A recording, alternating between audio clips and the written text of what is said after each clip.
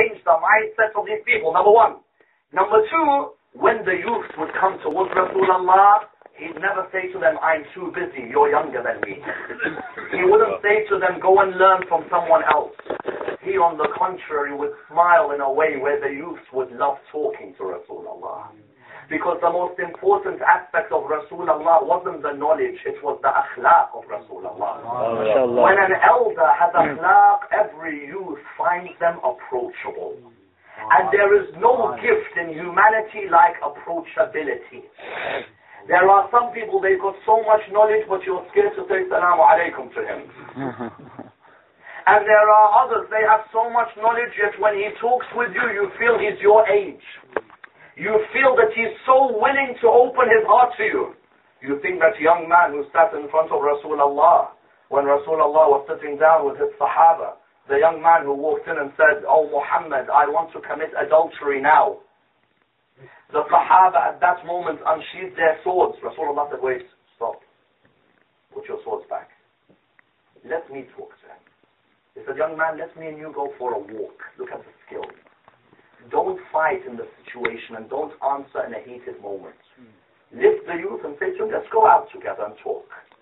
When he started walking with him, imagine the two are walking, Rasulullah says to him, young man, did you say you want to commit adultery? The young man said, yes. Young man, would you like someone to commit adultery with your mother? No, Ya Rasulullah, of course not. Said, young man, would you like someone to commit adultery with your sister? No, Ya Rasulullah, of course not. Then young man, why do you find it acceptable for you to do it and nobody else can do it with your family? The young man said, Ya Rasulullah, I never looked at it in that way. Thank you for the answer. I will never bring up this issue again. The youth of Arabia felt the Prophet was an approachable man. As the Quran says, يَمْشِي فِي الْأَسْوَاقِ وَيَأْكُلُ الطَّعَامِ.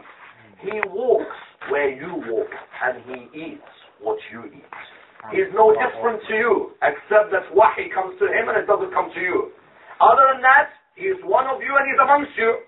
The famous narration which many of you would have heard in many majalis, when Rasulullah walks past that young man was seen as one of the most handsome men in Arabia. Rasulullah was walking, this young man had 10 girls around him. When Rasulullah was walking, he saw the young man, he said to him, young man, what are you doing, 10 girls surrounding you? He said to me, Ya Rasulullah, I've lost my camel, so I wanted to ask the sisters of the community. Rasulullah said, you want to ask the sisters? He said, yes, the sisters, they know very well where my camel is. They're going to give me the answer. I said to him, okay, no problem. The next day, Rasulullah was walking. This young man had another 10 girls around him. Rasulullah just looked at him and said, you found the camel? Ya Rasulullah, I'm still looking for it. But inshallah, I'll find it. No problem. That young man himself narrates, he said, I was in the mosque praying my salah. Who comes to pray next to me? Rasulullah. He said, of all the people to come and pray, Rasulullah.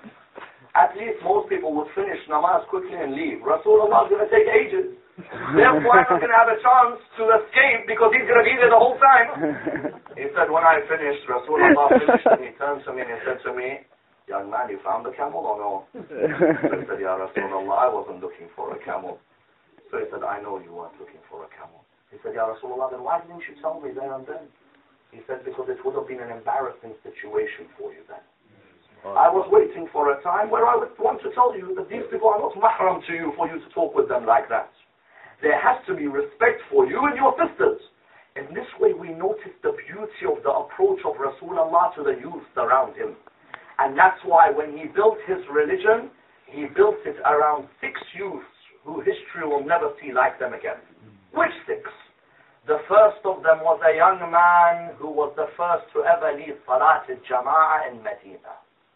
A young man by the name of Mus'ab ibn Umair. Mus'ab ibn Umair came from the richest family in Arabia. To the extent, when Arabians used to know what's the latest perfume to have come from Yemen, the first house they'd go and look at is Mus'ab's house. Why? Because his mother would order any perfume she wanted. And it would come to her straight away. To the extent that if Mus'ab, for example, said, I want some sort of food, his mother would say, we'd get it for you. The reply would be, but mother, it will take 15 days to reach us. It doesn't matter, I'll get one of the servants to go and bring it. 15 days later, the food arrives for him, in exactly the way he wants it. I want this drink, but this drink is in Persia. No problem, we'll get you the drink. His parents used to spoil him so much that they used to say Mus'ab ibn Umair was the most spoiled young man in Arabia. Whatever he'd want, his dad would order someone, they'd bring it to the house. But this Mus'ab ibn Umair, when he heard one day Rasulullah reciting the Quran, his heart was overtaken. He said, I have never heard words like this. And he came to Rasulullah. He said, Ya Rasulullah, I come from the richest family in Arabia, and I'm the most spoiled of young men. But I have never seen words like the words you just recited. I want to join your religion. But Ya Rasulullah, I have one problem. If my family find out, they're going to harass me.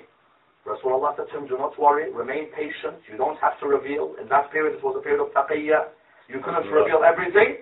What happened was that he would hide in his house and not reveal anything. Until Uthman ibn Talha one day came to his parents and said, I have heard Mus'ab has become a Muslim. His parents said, what do you mean?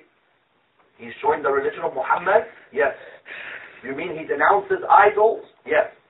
You mean he puts us at the same level as our slaves? Yes. Watch what we will do to him. From a mother and a father who used to spoil him, do you know what they did? They imprisoned him in the house. And they would torture him and torture him as a young man. Every time they'd say to him, leave the religion of Muhammad, he'd reply, what religion is there other than the religion of Rasulullah? Until one day he managed to escape.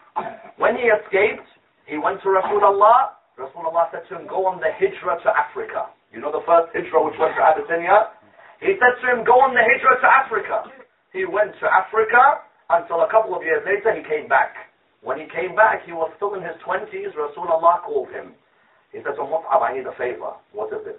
He said, I'm going to make you my ambassador in Medina. He said, Ya Rasulullah, me? Look how young I am. There are people older than me. He said, no, Mus'ab, you have the skills to unite the people of Medina. He said to him, Ya Rasulullah, what has happened? He said, oh Mus'ab, this year in Hajj, 12 people came to me from Medina. And they made the pledge that they want me to come and build the Islamic State in Medina. Oh Mus'ab, there is a problem between two tribes there, the Aus and the Khazraj. I want you to go as my ambassador in Medina, and I want you to unite these tribes and prepare Medina for me when I come. Ya Rasulullah, when are you going to come? He said, I'm going to leave on a night of Hijrah and I'm going to come towards you. You just prepare the environment. He said, Ya Rasulullah, leave it to me. Imagine this young man in his 20s goes towards Medina. When he enters Medina, he goes with a person by the name of As'ad ibn Zurara. As'ad ibn Zurara was involved in these tribes, the Aus and the Khazraj. The tribe of the Aus had a leader by the name of Sa'ad ibn Mu'adh. Sa'ad ibn Mu'adh was not a Muslim, and his compatriot Usayd ibn Hafir was not a Muslim.